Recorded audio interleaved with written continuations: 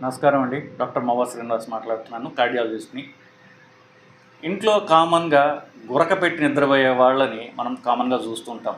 గురక పెట్టి పడుకుంటే వాళ్ళు చాలా బాగా నిద్రపోతున్నారని ఒక నమ్మకం ఉంది బేసికలీ. అది నిజానికి కరెక్ట్ కాదు. అది అపోహ మాత్రమే. సో, గురక పెట్టడం పక్కన వాళ్ళందరికీ ఎంతో అమ్యూజ్మెంట్‌ని చాలా అందరికీ నవ్వు కలిగించొచ్చు గాక, కానీ గురక పెట్టే వాళ్ళకి మాత్రం ఎవరైతే ఆ ప్రాబ్లమ్ ఫేస్ చేస్తున్నారో వాళ్ళకంత కంఫర్టబుల్ సిట్యుయేషన్ కాదు అది. ఎందువల్లంటే గురక ఎక్కువగా పెట్టడం వల్ల వాళ్ళకి చాలా ప్రాబ్లమ్స్ తర్వాత కాలంలో వచ్చే అవకాశం ఉన్నది. సో, దీన్ని ఇంగ్లీష్‌లో మీకు తెలిసినట్టుగా స్నోరింగ్ అంటారు. తెలుగులో గురక అంటారు. దీన్ని ఒక సైంటిఫిక్ పద్ధతిలో చెప్పాలంటే స్లీప్ డిజార్డర్డ్ బ్రీదింగ్ అంటారు. అంటే నిద్ర లయ తప్పిన ఊపిరి వల్ల నిద్రాభంగం జరగటం. సో, ఈ నిద్రాభంగం జరిగినప్పుడు కాంప్లికేషన్స్ వస్తాయి. అవేంటి? 50-60% మందిలో వీళ్ళందరిలో కూడా బీపీ ఎక్కువగా ఉంటుంది. మెల్లమెల్లగా పోయి అది ఊపిరితిత్తుల మీద ప్రెషర్ పెరగడం, ఊపిరితిత్తుల్లో ప్రెషర్ పెరగడం, గుండె రిథమ్ తప్పి కొట్టుకోవడం, ఇట్లాంటి కాంప్లికేషన్స్ తర్వాత వాళ్ళకి వస్తాయి.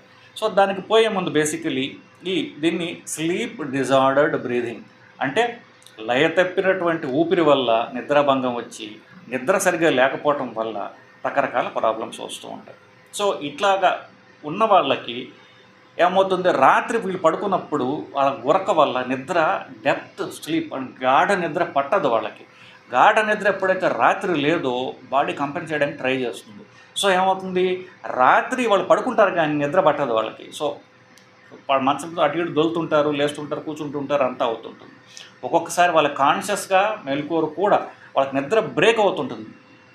సో, దానివల్ల ఏమవుతుంది, పగలపూట ఎక్కువ నిద్రపోతుంటారు. ఎక్కడ కూర్చుంటే అక్కడ తూలుతూ ఉండటం ఇది చాలా కామన్. మీరు చూస్తున్నారు, ఎస్పెషల్లీ పొట్ట ఎక్కువగా ఉండి లావుగా ఉన్నవాళ్ళు కూర్చుని ఒక్క 5 నిమిషాలు ఎక్కడన్నా కూర్చుంటే చాలు పగలపూట వాళ్ళు తూలుతుంటారు.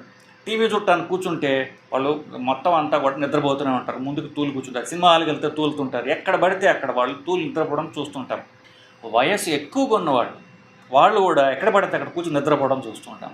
ఇది ఎక్కువగా నిద్రపోవటం కాదు, వాళ్ళు రాత్రి నిద్ర లేకపోవటం వల్ల పగటిపూట దాన్ని వాళ్ళు కాంపెన్సేట్ చేస్తున్నారు. సో, డే టైమ్ స్లీపీనెస్ అంటే పగలపూట ఎక్కువగా నిద్రపోవడం, నిద్ర వచ్చినట్టుగా కనిపించడం, పొద్దున్నే లేవగానే తలనొప్పి ఉండటం, రాత్రిపూట వాళ్ళు నిద్ర లేకపోవటం వల్ల కార్బన్ డైఆక్సైడ్ బిల్డప్ అయిపోయి పొద్దున్న లేస్తే తలనొప్పి వస్తుంది. సో, పగలపూట నిద్రపోవటం, పొద్దున్న లేస్తే ఎర్లీ మార్నింగ్ వాళ్ళకి తలనొప్పి ఉండటం, ఈ నిద్ర సరిగ్గా లేకపోవటం వల్ల మతిమరుపు ఎక్కువగా ఉండటం, ఒక్కొక్కసారి ఎక్కువ కాలం ఉంటే అది డిప్రెషన్ లాగా కూడా సిమ్టమ్స్ ఉండడం జరుగుతూ ఉంటుంది. ఎక్కువ మతిమరుపులాగా ఉండడం అనేది చాలా కామన్. ఎందుకంటే పగలపూట నిద్రమత్తులో ఉంటారు వాళ్ళు, రాత్రి నిద్ర లేదు. సో, వాళ్ళకి బుర్రలోకి ఈవెంట్ సరిగ్గా రిజిస్టర్ కావు, ఎక్కువగా మతిమరుపు ఉన్నట్టుగా కనిపిస్తూ ఉంటుంది. రాత్రి నిద్ర లేకపోవటం వల్ల మరి మెకానిజం తర్వాత చెప్తారు. రాత్రిపూట మాటికి వాళ్ళు యూరినేషన్ లేవడం, మగవాళ్ళల్లో ఒక 50-60% మందిలో ఈ ప్రాబ్లం ఉన్న వాళ్ళకి సెక్షువల్ పొటెన్సీ తగ్గడం, అంగం గట్టి పడకపోవడం, ఇలాంటి కాంప్లికేషన్స్ అనేవి కూడా ఉంటాయి. కాకపోతే వీళ్ళందరిలో కూడా కామనెస్ట్ ప్రాబ్లం ఏంటంటే 50-70% మందికి అధిక బీపీ వస్తుంది. ఎందువల్ల, ఎప్పుడే రాత్రి మనం పడుకున్నప్పుడు నిద్ర వచ్చినప్పుడు శరీరం నిద్ర ఎందుకు పెట్టిందంటే శరీరంలో అవయవాలకి రెస్ట్ కావాలి. అప్పుడు హార్ట్ రేట్ తగ్గుతుంది, అంటే ఆ గుండె కొట్టుకునే చలనం తగ్గుతుంది, బీపీ తగ్గుతుంది. సో, తద్వారా శరీరంలో ఉన్నటువంటి పేగులకి, లివర్కి, కిడ్నీస్కి, బ్రెయిన్కి రెస్ట్ దొరుకుతుంది. ఎప్పుడైతే వీళ్ళకి రాత్రి సరిగ్గా నిద్ర పట్టదో, మాటికి నిద్ర బ్రేక్ అవుతూ ఉంటుందో వాళ్ళకి రెస్ట్ దొరకదు. సో, ఈ సింపథెటిక్ నర్వస్ సిస్టమ్ అంటారంటే శరీరాన్ని యాక్సలరేట్ చేసేటటువంటి నర్వస్ సిస్టమ్ ఏదైతే ఉంటుందో అది ఎప్పుడు కూడా యాక్టివ్గా ఉంటుంది. సో, హార్ట్ రేట్ ఎక్కువగా ఉంటుంది, బీపీ ఎక్కువగా ఉంటుంది. సో, అర్ధరాత్రి కూడా బీపీ ఎక్కువగా ఉండడం వల్ల శరీరానికి ఇంటర్నల్ ఆర్గన్స్కి అవుతున్న రెస్ట్ దొరకదు సరిగదా, ఎక్కువ బీపీకి అవి ఎక్స్పోజ్ అవుతాయి. కాబట్టి కిడ్నీలు ఇట్లాంటి వాటికి డ్యామేజ్ అయ్యే అవకాశం ఉన్నది. గుండె రాత్రి బీపీ ఎక్కువ ఉండటం వల్ల గుండె చలనంలో కూడా రెగ్యులారిటీ తప్పి ఇర్రెగ్యులర్గా బీట్ అవ్వడం జరుగుతుంటుంది. ఈ ఇర్రెగ్యులర్ బీటింగ్ వల్ల గుండెలో ఒక్కొక్కసారి రక్తం గడ్డగట్టి అది మెదడుకు పోవడం జరుగుతుంది. పక్షవాతాలు కూడా వస్తూ ఉంటాయి. సో, ఇవన్నీ ఏముంది, వయసు పెరిగింది కదా, ఇవన్నీ కామన్గా వస్తున్నాయి. వయసు పెరగటం వల్ల ఎందుకు వస్తుంది, ఇందువల్ల వస్తుంది. ఇవన్నీ కూడా కరెక్టబుల్ ప్రాబ్లమ్స్ అది. సో, ఈ బీపీ పెరగడం, పెరాలసిస్ స్ట్రోక్స్ రావడం, తర్వాత కిడ్నీ డ్యామేజ్ రావడం, సో పగలిపూట వీళ్ళకి మెమరీ లాస్ ఉండటం, ఇవన్నీ కూడా కరెక్టబుల్ ప్రాబ్లమ్స్ ఇవన్నీ కూడా. సో ఆ గురకను మనం కరెక్ట్ చేస్తే ఇన్ని ప్రాబ్లమ్స్ నుంచి వాళ్ళ కరెక్ట్. ఎక్కడైతే ఇన్ని మందులు తీసుకుంటున్నా కొంతమందికి బీపీ తగ్గదు, రెసిస్టెంట్ బీపీ అంటారు. ముందు ఒక ట్యాబ్లెట్తో స్టార్ట్ అవుతుంది, నెలకు 2-3 నెలలకు 2 ట్యాబ్లెట్లు అవుతాయి, 3 ట్యాబ్లెట్ 4 ట్యాబ్లెట్లు అవుతాయి, కానీ బీపీ తగ్గదు వాళ్ళకి.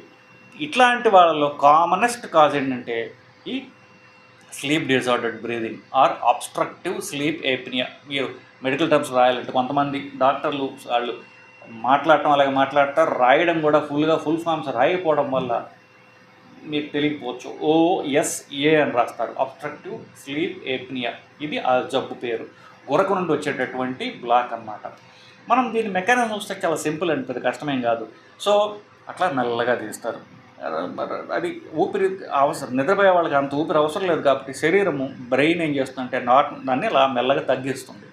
అప్పుడు ఈ ఎయిర్ పాసేజెస్లో, గాలిపోయే ప్యాసేజెస్లో ఎప్పుడైతే సన్నబడ్డాయో అదే ఎక్కువ గాలి సన్న ప్యాసేజెస్ గుండా పోయేటప్పుడు ఆ చప్పుడు క్రియేట్ అవుతుందన్నమాట.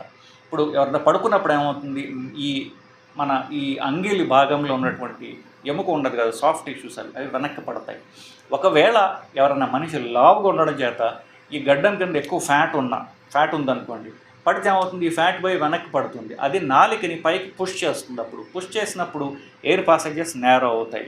కానీ ఈ నేరోడ్ ఎయిర్ పాసేజెస్ గుండా నిద్రపోవడం వల్ల గాలి ఎక్కువగా తీసుకుంటున్నప్పుడు ఈ నేరోడ్ ఎయిర్ పాసేజెస్ ఓపెన్ కావు. ఎందువల్ల, పడుకునండి ఈ బరువు అంతా వెనక్కి ఉంది కాబట్టి. సో ఆ సౌండ్ ప్రొడ్యూస్ అవుతుంది. ఈ సౌండ్ ప్రొడ్యూస్ అవుతుంది అది, కానీ నేరో పాసేజ్ వల్ల గాలి లోపలే సరిగ్గా పోదు. సో ఏమవుతుంది, మెలకు వస్తుంది వాళ్ళకి. మెల్లగా ఏమవుతుంది, మెలకు పూర్తిగా కూడా రాదు, కానీ సబ్కాన్షియస్గా బ్రేక్ అవుతుంది, నిద్ర భంగం వస్తుంది, మళ్ళీ నిద్రపోతారు, మళ్ళీ భంగం వస్తుంది, మళ్ళీ నిద్రపోయే ప్రయత్నం చేస్తారు. ఇలాగ బ్రోకెన్ స్లీప్ ఉంటుంది, గాఢ నిద్ర అంటూ జరగదు వాళ్ళకి అసలు. నేను చెప్పినట్టుగా పగలంతా నిద్రపోవడానికి ట్రై చేస్తుంటారు పాపం. ఇట్లా కొన్ని సంవత్సరాల పాటు జరుగుతుంటుంది. ఎస్పెషల్లీ ఎవరైతే గడ్డం కింద ఎక్కువ ఫ్యాట్ ఉంటుందో, అంటే జనరల్గా ఎక్కువ వాళ్ళకి ఫ్యాట్ ఎక్కువ ఉంటుంది, ఊబకాయం ఉంటుంది, దానిలో భాగంగా వాళ్ళకి ఇక్కడ ఫ్యాట్ ఎక్కువ ఉండటం వల్ల ఈ పర్టికులర్ ప్రాబ్లం అనేది ప్రొడ్యూస్ అవుతూ ఉంటుంది. సో దీనికి ట్రీట్మెంట్ ఏమిటి కామన్గా, ఇది ఇంకొకటి ఇందాక చెప్పుకున్నాం, దాని గురించి కూడా చెప్తాను. ఏంటి, పెద్దవాళ్ళకి వయసు ఎక్కువ ఉన్న వాళ్ళకి, 80 వయసు దాటిన వాళ్ళకి పెద్ద లావు ఉండరు వాళ్ళు, కానీ మజిల్ టోన్ తగ్గిపోతుంది.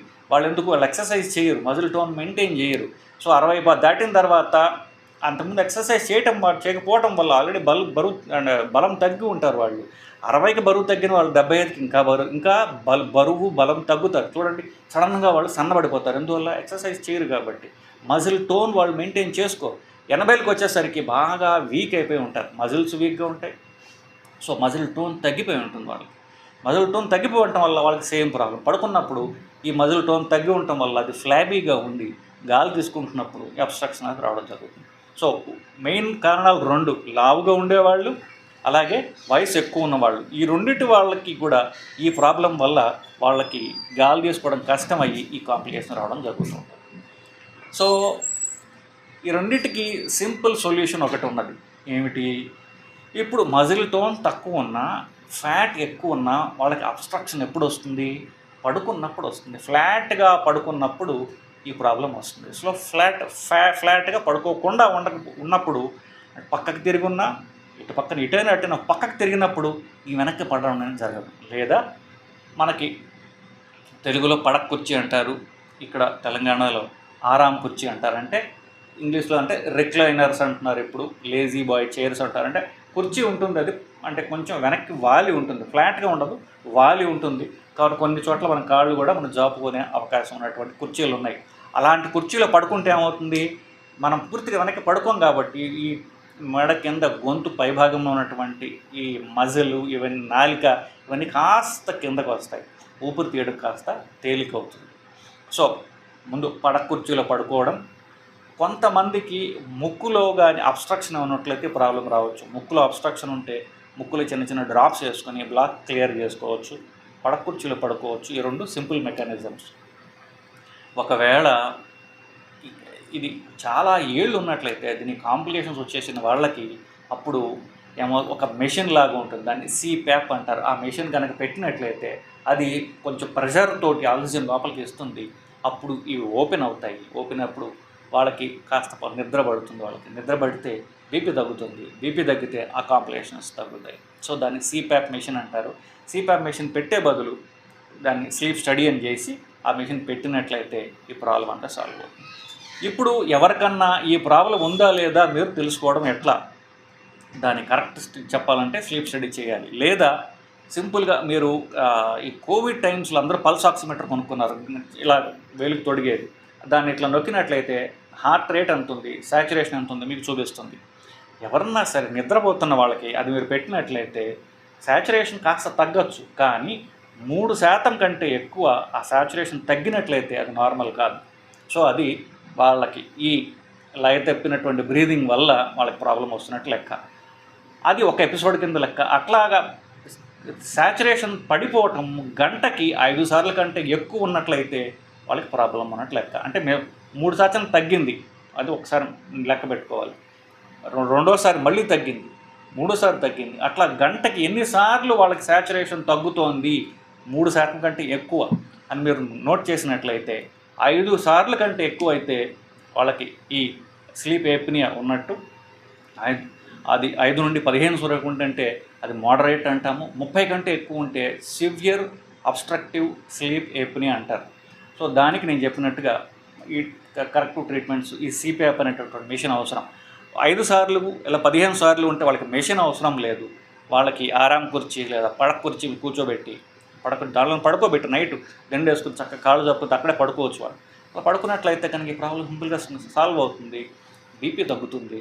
సో ఈ disordered electric heart rhythm correct అవుతుంది, ఈ ప్రాబ్లం సాల్వ్ అవుతుంది. సో సింపుల్గా టూకీగా ఈ ప్రాబ్లము దాని కాంప్లికేషన్ మీకు చెప్పాను. సో ఒకవేళ ఎవరికన్నా సరే గురక ఉన్నట్లయితే వాళ్ళకి వీడియో చూపించండి. కరెక్ట్ మంచి ఇన్ఫర్మేషన్ స్ప్రెడ్ అవ్వడానికి మీ వంతు సాయం మీరు చేయండి. నమస్కారం.